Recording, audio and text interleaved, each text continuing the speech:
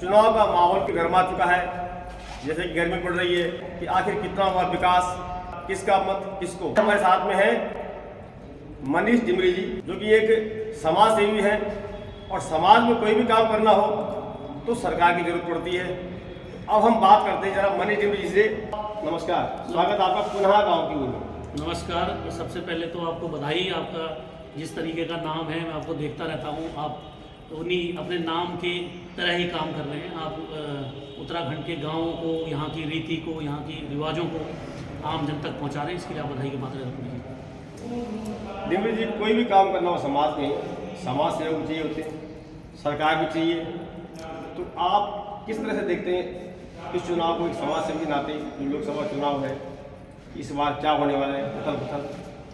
देखिए, किसी भी समाज का निर्माण उस समाज में रहने वाले लोगों के आत्मविश्वास से होता है, और ये हम सबके लिए बड़े गर्व की बात है कि माननीय प्रधानमंत्री मोदी जी ने भारत के आम जन के आत्मविश्वास को बढ़ाने का काम किया है और पूरे विश्व में भारत का नाम फहरा रहे हैं। इसके लिए वो बधाई के पात्र हैं। हम जिस जगह पर बैठे हैं, अभी कुछ महीनों पूर्व G20 जैसा विराट एक सम्मेलन इस उत्तराखंड राज्य को मिला और पूरे विश्व में उसका एक सकारात्मक मैसेज दिया।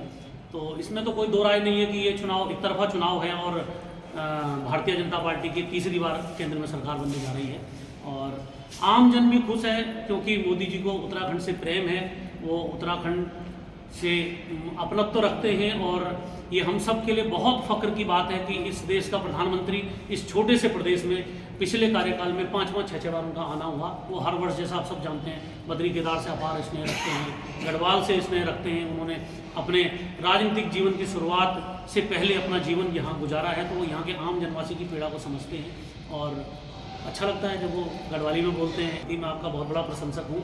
और एक संयोग है कि आज आपसे मुलाकात हुई है, बहुत सारी चर्चाएँ आपसे हुई हैं। भविष्य में हम कोशिश करेंगे कि आप भी, हम पत्रकारों को भी समाज सेवी मानते हैं, वो चौथा स्तंभ है और आप जिस तरह निष्पक्षता से सरकार की कमियों को जनता के बीच में रखते हैं और सरकार के साथ वो काम कराने की कोशिश करते हैं, इसलिए जितना जिम्मेदार कोई आम नागरिक है उससे ज़्यादा जिम्मेदारी मीडिया की बनती है और आप बखूबी उस जिम्मेदारी को निभा रहे हैं। मुझे पूर्ण विश्वास है कि आप जिस मुहिम को लेकर चले, एक दिन जो हमारे वीरान होते हुए गाँव हैं, जो रिवर्स माइग्रेशन की हमारी सरकारें बात कर रही हैं और जो मूलभूत समस्याएं हैं वो जिस तरह से आप उठा रहे हैं, चाहे हमारे खाली होते खेत खलिहान हो, बंजर पड़ते खेत खलिहान, हमारे घोस्ट विलेजेस बन रहे हों और यहाँ के रीति रिवाज, यहाँ की शादी ब्याह, हमारे संस्कार जो हैं, हमारे धार्मिक पर्यटक स्थल, देखिए बद्री केदार गंगोत्री यमुनोत्री तो सब लोग जानते हैं, लेकिन बहुत सारे स्थल, बहुत सारे ऐसे पर्यटक स्थल हैं जिनको अभी ढूंढना बाकी है, जिनको अभी ढूंढना बाकी है, जो ढूंढे जा चुके हैं, जिनको सिद्धि और सरकार को ध्यान देना चाहिए। तभी आप देखेंगे, देखिए एक पर्यटक सीजन आने वाला है और होता क्या है कि जो पहले से फेमस पर्यटक सीजन है वहीं भीड़ होती है, वही धार्मिक स्थल है वहीं भीड़ होती है। बहुत सारे जिला रुद्रप्रयाग में महेश्वर जी का टेम्पल है, जिला रुद्रप्रयाग में आपका तुंगनाथ जी का टेम्पल है, जिला रुद्रप्रयाग में आपका रुद्रनाथ जी का टेम्पल है, लेकिन सब लोग केदारनाथ जी जाते हैं क्योंकि वहाँ सरकार का जन सुविधाएँ विकसित करने में ज़्यादा ध्यान है। मैं अपेक्षा करूँगा, आशा करूँगा आपसे कि आप, क्योंकि ये बहुत बड़ा हम लोगों के लिए बहुत बड़े सम्मान की बात है कि पूरे विश्व का पर्यटक ऋषिकेश मुनि की रीति आता है और जो इन 4 धामों में भी जाता है उनका एक महत्वपूर्ण पड़ाव ये जगह होती है। तो इन जगहों से इस तरह की बातें उठनी चाहिए कि हमारे जो और भी पर्यटक स्थल है जो अपनी कैपेसिटी रखते हैं, धार्मिक स्थल है जो कैपेसिटी रखते हैं, उनको मेन स्ट्रीम में लाया जाए। जब आपने बात करी अपने गढ़वाली बोली भाषा की, मोदी जी ने जब भरे मन से कहा था मेरी दीदी बोलियों, भाई बहनों, तो लोगों ने बड़ी एकदम उत्साह से जो है मोदी जी को वोट दिया। फिर दूसरी बात मोदी ने कहा उत्तराखंड की जवानी, उत्तराखंड का पानी, उत्तराखंड काम नहीं आया। तो इस पर भी जो है युवाओं ने बहुत जोश खरोश में नारे लगाए, खूब बढ़ चढ़ के वोट दिया। लेकिन आज वही युवा सड़कों पे, कुछ लोग कह रहे हैं कि हमें यहाँ पर जो सुविधाएं मिलनी चाहिए थी आज तक नहीं मिली। क्या इसके लिए केंद्र सरकार जिम्मेदार है या हमारी उत्तराखंड सरकार जिम्मेदार है? देखिए, मैं जिस विधानसभा से आता हूँ उस विधानसभा का नाम नरेंद्रनगर विधानसभा है और अगर आप पिछले आम चुनाव का वहाँ का वोटिंग परसेंटेज देखेंगे तो लगभग 88%, 85% वोट लोगों ने भारतीय जनता पार्टी के उम्मीदवार को लोकसभा में भेजने का काम किया और उसके बहुत सारे स्थानीय कारण हैं। वहाँ का नेतृत्व जो शख्सियत कर रही है, उनका नाम सुबोध उनियाल जी है, और वो वहाँ के आम जनमानस के दुख दर्द में ऐसे खड़े रहते हैं। उसके अलावा उनकी एक दूरदृष्टता है। आप मुनिकीरेती में जानकी सेतु देख लीजिए, आप हमारे ड्रेनेज सिस्टम देख लीजिए, आप सीवर लाइन देख लीजिए, आप हमारे नरेंद्र नगर विधानसभा में स्कूल, विद्यालय, पॉलिटेक्निक, सड़कों का जाल देख लीजिए। तो उस वजह से एक इंटरेक्शन वो भी रहा होगा। और क्योंकि ये आम चुनाव है, ये लोकसभा का चुनाव है, इसमें स्थानीय मुद्दे बहुत ज़्यादा हावी होंगे नहीं। और क्योंकि ये देश राष्ट्रगुरु बनने के लिए वोट करेगा, मोदी जी के लिए वोट करेगा, तो हो सकता है कि बहुत सारी समस्याएं हों, रोजगार की समस्या हो या बहुत सारी कनेक्टिविटी की समस्याएं हों। मूल कारण उत्तराखंड से लोगों को जाने का है कि लोग कह रहे हैं कि उसके बाद भी पलायन नहीं रुका। हो सकता है कि इस पर जो स्थानीय जो नेता हैं, छठभैया नेता कहीं, या मतलब जो जनप्रतिनिधि हैं, अपनी बात या तो पहुँचा नहीं पाते या सुन नहीं पाते, क्योंकि आज स्कूल अब धीरे धीरे हमारे गांव से लोग भाग रहे हैं शिक्षा के नाम पर। वाकई स्कूलों में जो है हालत बहुत बुरी है, तो इसका कारण कहीं ना कहीं है। स्वास्थ्य सेवाएं उत्तराखंड में बिल्कुल लचर हालत में, हर चीज़ के लिए। हाँ, आयुष्मान योजना जो मोदी जी की है, उसको लेकर लोग काफ़ी खुश हैं। ये तो एक बहुत ज्वलंत मुद्दा है कि लोग गढ़वाल से जो लोग पलायन कर रहे हैं वो शिक्षा और स्वास्थ्य के लिए कर रहे हैं। लेकिन सरकारें जिस हिसाब से आप एमडीएम योजना देख लीजिए, चाहे आप आयुष्मान देख लीजिए, इस तरह की योजना के माध्यम से सरकार आम जनता के द्वार तक पहुंचने की कोशिश कर रही है। जो मुद्दे छूट जाएंगे, हमें अनिल बलूनी जी से पूरी उम्मीद है, क्योंकि वो भारतीय जनता पार्टी के राष्ट्रीय नेतृत्व के बड़े करीब हैं। और जो उनके पूर्ववर्ती कार्य किए राज्यसभा सांसद के रूप में, उन्होंने गढ़वाल के बहुत छोटे छोटे मुद्दों को, जैसे एक आपको याद होगा उन्होंने आह्वान किया था कि लोग इगास बकवाल को अपने गांव में आके मनाएं। हाँ, और मेरा मानना भी ये है कि जो उत्तराखंड का सक्षम रहने वाला व्यक्ति है वो प्रवासी उत्तराखंडी है, जो पैसे से सक्षम हुआ, जो ताकत से सक्षम हुआ, उसने यहाँ से पलायन कर दिया। तो अगर वो सक्षम उत्तराखंडी अपने गाँव की ओर वापस आएगा, रिवर्स माइग्रेशन की करेगा, अपने गांव में अगर 10-10 लोगों को रोजगार देगा, इस मुहिम को अनिल बलूनी जी ने चलाया है। और हमें पूरी उम्मीद है कि वो जो उत्तराखंड के बहुत बड़ा एक इलाका जो वीरान होता जा रहा है, हम उम्मीद करेंगे कि बलूनी जी के नेतृत्व में शायद हम उन समस्याओं का समाधान कर पाएँ। अभी तो मूलभूत सुविधाएँ तो देखिए, शिक्षा और स्वास्थ्य में यहाँ काम होना है, और हम उम्मीद करेंगे कि बलूनी जी, क्योंकि उनका पिछला कार्यकाल जो राज्यसभा का कार्यकाल रहा है, उन्होंने कोटद्वार तक रेलवे लाइन पहुँचाने का काम किया। वो ऋषिकेश के जो अपना नया योग नगरी स्टेशन बना, उसमें उनका योगदान रहा है। और वो जिस तरह की बातें कर रहे हैं, जो कह रहे हैं कि जो NH का हमारा विस्तार हो रहा है सीमांत जनपदों तक, तो पूरी उम्मीद है कि उनके नेतृत्व में हम जो समस्याएं रह गई हैं उनका कर पाएंगे। एक और बात, इस बार पिछली बार 85% वोट थी, 88%। 85%। पिछली बार 2019 में 85% वोट विधानसभा नरेंद्र में पड़े, जो कि उत्तराखंड में लगता है कि नंबर 1 था। इस बार आपको क्या लगता है कितने % वोट पड़ने वाली?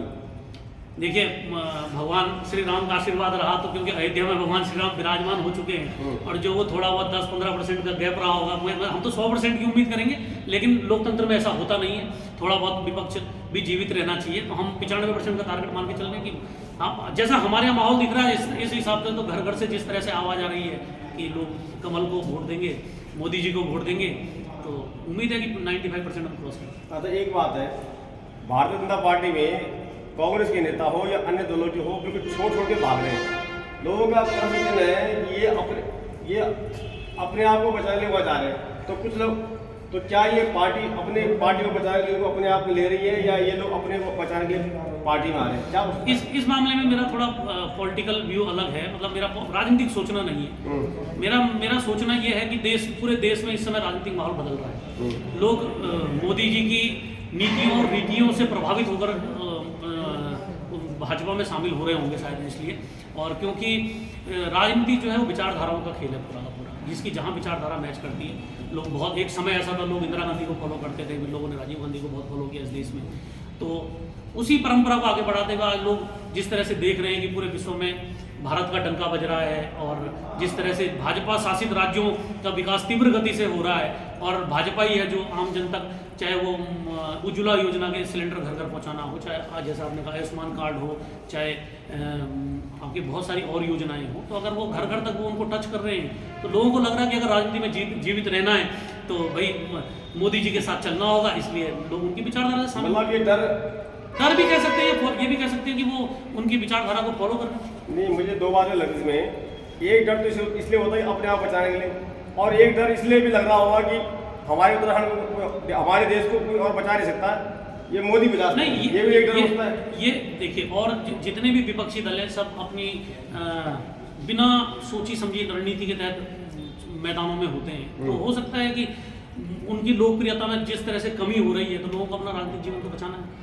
और जनसेवा भी करनी है। तो अगर उनको लगता है कि वो मोदी जी के साथ और भाजपा के साथ रहकर अपने जनसेवा के काम को आगे बढ़ा सकते हैं, तो इसलिए वो भाजपा के काम काम। अच्छा, उत्तराखंड में मूल निवास भू कानून होना चाहिए नहीं होना चाहिए? बिल्कुल होना चाहिए, बिल्कुल होना चाहिए, और मजबूत भू कानून होना चाहिए ताकि यहाँ के जल जंगल जमीन बचे रहें, ताकि यहाँ का मूल आम निवासी जो हमारे पहाड़ की संस्कृति है, वो संस्कृति, जिस संस्कृति को लोग देश विदेशों में फॉलो कर रहे हैं, आज भी आप अगर इंटरनेशनल एयरपोर्ट पे कभी खड़े हों तो आपको वहाँ पर आपको अरसे और रोट की खुशबू सुंघाई देती होगी। टाटा सुमो की छत में जो आपके सीमेंट के कट्टों में भर भर कर जो राशन पहाड़ से दिल्ली में जा रहा है, अगर आपको उसको जीवित रखना है तो यहाँ एक मजबूत भू कानून की आवश्यकता है। एक बात तो मोदी जी की मुझे अच्छी लगती है कि मोदी जी ने जब गाँव उत्तराखंड नाम लिया और आने वाला दशक बताया उत्तराखंड का होगा, और वाकई मोदी जी जब से आपने गढ़वाली में बात करी है, आज छोड़ो मैंने मोदी जी जब भी आपने बोली कि मेरा भाई बहनों पानी काम नहीं जवानी, एक ललक तो लोग अंदर जगी है, पर कहीं ना कहीं आप लोग ये भी करेंगे जो विकास जिस तीव्र गति से होना चाहिए था वो नहीं हो पाया। अब कारण चाहे कुछ भी हो, लोग तो ये भी कह रहे हैं कि बीजेपी एक वॉशिंग मशीन हो गई, जो प्यारा गंगा माँ की तरह जाओ नहा के आ जाओ, पाप खत्म, वैसी हो गई बीजेपी। ये दो अलग अलग पहलू हैं। विकास को अगर आप अपने ऑल वेदर सड़कों से जोड़ेंगे तो आपको दिखेगा कि विकास हो रहा है। ट्रैफिक जैम्स बड़ी समस्याएं थी, उनसे निजात पाने की तरफ से देखेंगे तो विकास हो रहा है। जॉली ग्रांट एयरपोर्ट पर आप एयर कनेक्टिविटी देखेंगे, 3-3.5 घंटे में आदमी दिल्ली से ऋषिकेश पहुंच जा रहा है। अगर आप इस पहलू से देखेंगे तो आपको समझ में आएगा विकास हो रहा है। और अगर आप टीवी पर इस तरह के विज्ञापन देखते थे कि कृपया अगर आपको अपने आसपास कोई लावारिस वस्तु दिखे तो आप पुलिस को सूचित करें, अगर आपको इस तरह के विज्ञापन अब नहीं दिखाई दे रहे हैं तो इसका मतलब विकास हो रहा है। अगर तो विकास की बहुत सारी परिभाषाएं हैं। वैसे ये मुख्यमंत्री जी ने बोला था कि कई गड्ढे सड़कों को तो हमें फोटो भेजें, लेकिन कई जगह ऐसा है कि जगह पर लेट गया सड़क में, ये पता ही था गड्ढा सड़क में सड़क में कहता है। खैर ये भी दूर होगा। सरकारें हर जगह नहीं बोल सकती। आप जैसे जागरूक नागरिक का होना बहुत आवश्यक है, हम जैसे जागरूक लोगों का, समाज में बहुत सारे जागरूक लोगों की आवश्यकता है। तो अगर आप लोग सरकार की कमियां सरकार को बताएंगे तो मुझे पूरा विश्वास है कि उन कमियों पर सरकार त्वरित एक्शन लेगी। हो सकता है कुछ कहीं वित्तीय बहुत सारी समस्याएं होती हैं, लेकिन उसका कुछ ना कुछ सॉल्यूशन निकलता है। क्योंकि देखिए, लोकतंत्र में सबसे ताकतवर जनता होती है, जनता सरकारें बनाती है, जनता सरकारें बदलती है। तो इसीलिए आम चुनाव होते हैं, चाहे वो विधानसभा का चुनाव हो, चाहे वो लोकसभा का चुनाव हो। तो गणेश गुजराल जी और वरुण जी को लेकर क्या कहना है? क्योंकि लोग कह रहे हैं गणेश गुजराल हमारे गांव में रहता है, हमारे गोद में गिरता है, और वरुण जी दिल्ली से आए और गोपाल की तरह एक दिन गैस की गोपाल आया, फिर उठे चले जाए फिर वापस। इस पर क्या कहना है? गणेश गुजराल जी गांव में रहते हैं, लेकिन वो श्रीनगर का विधानसभा का चुनाव नहीं जीत पाए। अपने गांव के लोगों ने उनको चुनाव हरवा दिया। तो जिस व्यक्ति को उसकी विधानसभा ने चुनाव हरवा दिया हो, वो 14 विधानसभा में कैसे उम्मीद करेगा कि लोग उसको वोट दें? अच्छा, अगर वरुण जी जीतते हैं तो क्या सौगात देने वाले प्रदेश को? बलौनी जीतते हैं तो प्रदेश को सबसे बड़ी सौगात ये होगी कि उत्तराखंड के आम जनमानस की एंट्री पीएमओ में किसी भी वक्त निर्बाध रूप से होगी। जिस तरह से देखने में आया कि वो अमित शाह जी और प्रधानमंत्री जी के बहुत करीबी हैं, तो मुझे लगता है कि ये हम सब के लिए गर्व की बात है कि उत्तराखंड की बात प्रधानमंत्री के सीधा कानों तक पहुँचेगी। कोई राजनीतिक आदमी नहीं हूँ, ना मैं कोई भारतीय जनता पार्टी का प्रवक्ता हूँ। मैं तो जो समाज में अपने चारों तरफ देखता हूँ, मैं आपसे वो बातें कर रहा हूँ, और हमें जिनसे उम्मीद है कि जो इस प्रदेश को उस बुलंदियों पर ले जाएंगे, मैं उनके हित की बात कर रहा हूँ, इस प्रदेश के हित की बात कर रहा हूँ। हो सकता है इसमें बहुत सारे कुछ पॉलिटिकल इश्यूज हों, जैसे आपने ये वाला सवाल मुझसे पूछा कि भाजपा कोई वॉशिंग मशीन है, तो ये हम लोगों के आम संबंध की बात नहीं है। हाँ, जनता तय करेगी भाई। जो भी व्यक्ति कांग्रेस को छोड़ के भाजपा में आया, कल कभी ना कभी उसको चुनाव तो लड़ना पड़ेगा। चुनाव लड़ना मतलब एक आम परीक्षा होगी, उसको वो परीक्षा पास करनी पड़ेगी, वो वहाँ की जनता तय करेगी कि उसने सही किया है गलत किया। तो ये कुछ राजनीतिक सवाल होते हैं मतलब जिसका सटीक, जिसके बहुत सारे उत्तर हो सकते हैं। हर व्यक्ति का अपना आकलन है उसका।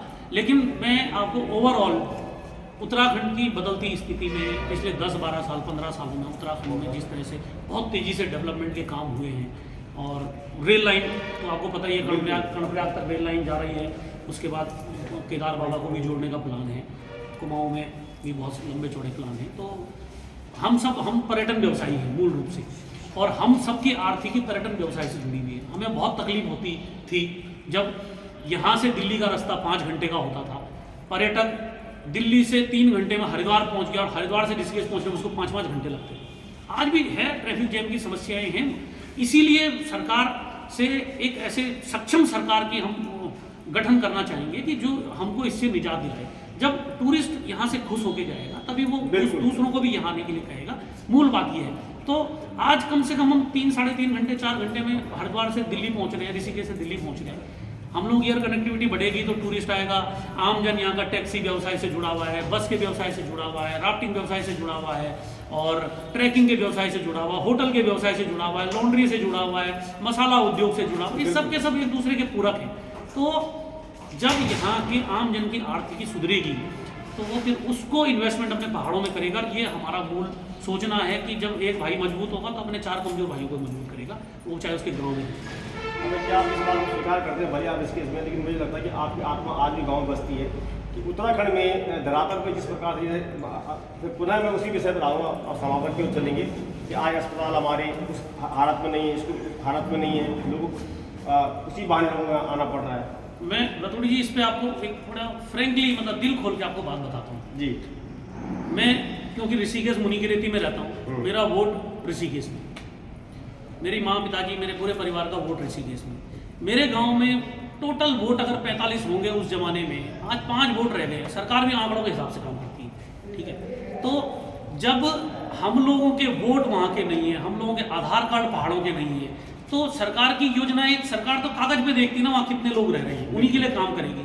तो मैं आपके माध्यम से सबसे अपील करना चाहूँगा कि आप सब लोग जितने जो प्रवासी, चाहे वो दिल्ली, आपको तो विदेशों में भी लोग देखते हैं, आपने सिलगरा टनल को इतना बड़ा रेस्क्यू को आपने दिखाया, तो जो दिल्ली मुंबई में जो लोग हैं, चलो हम लोग तो फिर भी शादी ब्याह में पूजा पाठ में अपने गांव जा रहे हैं, जो लोग हैं वो अपने आधार कार्ड, अपने राशन कार्ड, अपने वोटर आईडी अपने गांव में बनवाएं। जिस दिन उनका वोट यहाँ के लोगों को पड़ने लगेगा, यहाँ के जनप्रतिनिधि की पूरी जिम्मेदारी बनेगी उस गांव का विकास करने की। आज घोस्ट विलेजेस बन चुके हैं गाँव में, उन गाँवों में क्यों सरकार ध्यान देगी जिस गाँव में वहाँ के जनप्रतिनिधि को वोट ही नहीं पड़ना या वोट है ही नहीं। सबके सब लोग हम हरिद्वार, ऋषिकेश, देहरादून की तरफ सारे के सब लोग पलायन कर चुके हैं। और जो अगला सीमांकन होगा, अगर उसमें पहाड़ की सीटें भी कम होने की संभावनाएं हैं, इससे पहले कि ये सब हो, जब पहाड़ की सीटें कम हो जाएंगी, पहाड़ का प्रतिनिधित्व उत्तराखंड की विधानसभा में कम हो जाएगा, तो पहाड़ का विकास होगा कैसे? बहुत बड़ी बात। मैं तो लोग पूरा देश भले ही इसको कोरोना को एक त्रासदी मानता हो, लेकिन मैं अपने गांव की तरफ जब जाता हूँ या बद्रीनाथ की तरफ जाता हूँ, हम तो कोरोना को एक पहाड़ के लिए वरदान मानते हैं। हमारे बहुत भाई लोग जो सक्षम थे, जो नौकरी कर रहे थे, आज वो स्वरोजगार कर रहे हैं। आज थोड़ा बहुत उनकी वजह से गांव में उजाला होना शुरू हुआ है। हम सबकी जिम्मेदारी बनती है कि हम उनका हाथ पकड़ें, उनकी पीठ थपथपाएं, किसी भी तरीके से उनको मदद करें, उनके प्रोडक्ट खरीदें, पहाड़ी उत्पादों को खरीदें। प्रधानमंत्री मोदी जी ने तो कहा है कि लोकल फॉर वोकल की बात वो करते हैं। तो हम हमारे पास तो बद्री केदार हैं, अगर हम दोनों बद्री केदार के रास्तों में पहाड़ी उत्पादों को बेचना शुरू करेंगे, पहाड़ के उत्पादों को पैदा करना शुरू करेंगे, जैविक खेती को करना शुरू करेंगे, बहुत डिमांड है जी। अमेरिका के मॉलों में बिकता है हमारे यहाँ का झुमरा। आपने झिरना समझते हैं? झिरना का भी पहाड़ आपके टीरी में एक बेल होती है, एस्पैरेगस बोलते हैं उसको इंग्लिश में। एक बेल होती है तो उसकी कोंपली की सब्जी, जैसे लिगुड़ा होता है ऐसी झिरना भी होता है। तो उसकी सब्जियां अमेरिका के मॉलों में बिक रही हैं 1100-1200 रुपये डॉलर में। हमारे पहाड़ों में बहुत होता है लिगुड़ा, हमारे यहाँ खाल खाल में होता है, गदरों पर। आज ऋषिकेश की मंडियों में तो बिक भी रहा है। तो जब लोग जाएंगे वापसी जाएंगे, हम ऐसा नहीं है कि हम किसी को दोष, हम खुद दोषी हैं। हम लोगों ने भी अपनी सुख सुविधाओं के लिए, अपने बच्चों की पढ़ाई के लिए, स्वास्थ्य के लिए हमने भी पलायन किया अपने गाँव से। लेकिन हम थोड़ा बहुत इस मामले में है कि हमारी दादी रही, पिताजी गाँव से टच रहा, हमारा पुराना घर है। मैं खुद सोच रहा हूँ खुद अगले 2-4 साल 10 साल में कि अपने गाँव में अपना छोटा व्यवसाय शुरू करूँ। तो मैं सबसे अपील करना चाहूँगा, क्योंकि लोग आपको सीरियसली सुनते हैं, हम सब लोग करेंगे तो हर बड़ा बदलाव एक छोटी सी आर्ट से होता है। और अपने बच्चों को ले जाएं, शादी ब्याह में ले जाएं, मंडाण दिखाएं क्या होता है, अठवाड़ होती है गांव में वो दिखाएं क्या होता है ना। नंदा देवी की पूजा होती है, अभी अगले साल हमारी वो है नंदा देवी की राजा। सोशल मीडिया को आप कितना क्रेडिट देना चाहिए सब बातों में? देखिए, फ्रीडम है, आपके ऊपर तो पंख है। मतलब आज के ज़माने में अगर सौरभ जोशी फॉर्चुनर कार ले सकता है, थार ले सकता है, तो यूट्यूबर कुछ भी कर सकता है। और सबसे बड़ी बात है कि भारत के बड़े 5 यूट्यूबर में 3 यूट्यूबर उत्तराखंड से आते हैं। मुझे तो बड़ा अफसोस होता है कि उन्होंने भू कानून पे बात नहीं की। चाहे वो UP07 राइडर हो, चाहे वो सौरभ जोशी, उनको करनी चाहिए, इनको लोग सुन रहे थे। ये तो दिखा रहा हो कि मेरी माँ झोल या भात बना रही है, लेकिन वो ये नहीं दिखा रहा कि यहाँ की मैं आप लोगों को चाहूँगा, इसमें सबसे बड़ी बात दोस्तों, कुछ लोग आज अपनी पहचान बनाने के लिए बड़े बड़े स्टंट करना हो या बड़ी बड़ी वीडियोस बनाना हो, रील्स बनाना हो, इसलिए कर रहे हैं। तो हमारा जो उद्देश्य है वो है अपनी पहचान बनाना। तो मैं आपका बहुत धन्यवाद करता हूँ, आपने इतना समय दिया। और डीबी जी, आप वाकई वास्तव में एक, अब मैं शब्द ही नहीं मेरे पास में, हंसमुख चेहरा और समाज सेवी जो आप काम करते हैं, मुझे लगता है कहीं ना कहीं क्रांति आएगी। आज आप भी गाँव की, आज क्या बल्कि आप तो गाँव जुड़े हुए हैं। अब छोटी सी बात निकल रहा हूँ, अब के बाद में 400 पार तो नहीं, बिल्कुल होगा, 400 पार भी होगा, मजबूत सरकार भी बनेगी। उसमें तो आम जन के वो सपने जो पिछले 2 कार्यकालों में पूरे नहीं हुए वो भी साकार होंगे। और क्योंकि जिस तरह से मोदी जी के एक खासियत है कि मोदी जी जो ठान लेते हैं, जो मान लेते हैं, वो करते हैं। तो हम सब लोगों को उम्मीद है, अभी तो हम बाबा केदार का एक भव्य रूप देखने जा रहे हैं, मास्टर प्लान हो रहा है, हमारे कुल बद्रीनाथ में मास्टर प्लान पे काम हो रहा है। भले ही मैं वहाँ का हक हकूकधारी हूँ और हम लोगों को बहुत सारे नुकसान भी हुए उस मास्टर प्लान से, लेकिन देश हित में स्वीकार है इस तरह के नुकसान। अगर एक बड़ा हित हो तो छोटे छोटे लोग एक बड़ी छतरी के नीचे सब आ जाएंगे। तो हम बाबा केदार, बाबा बद्री विशाल से कामना करते हैं कि पुनः इस बार सरकार बनाने के बाद माननीय प्रधानमंत्री जी यात्रा के संचालन के लिए केदार में आएंगे, बद्रीनाथ आएंगे, और जैसा इस प्रदेश की जनता उनसे प्रेम करती है, 5 सीटें बीजेपी जीते। धन्यवाद। के बाद 400 पार, अब देख दो क्या को टूट बुखार, कई चढ़ बुखार, तो आप लोग दिखते रहा इन खबरों खातर पुनः गाँव की ओर, और आप लोग जरूर अपनी प्रतिक्रिया दिया। धन्यवाद। जय हिंद, जय भारत। ये देवभूमि उत्तराखंड।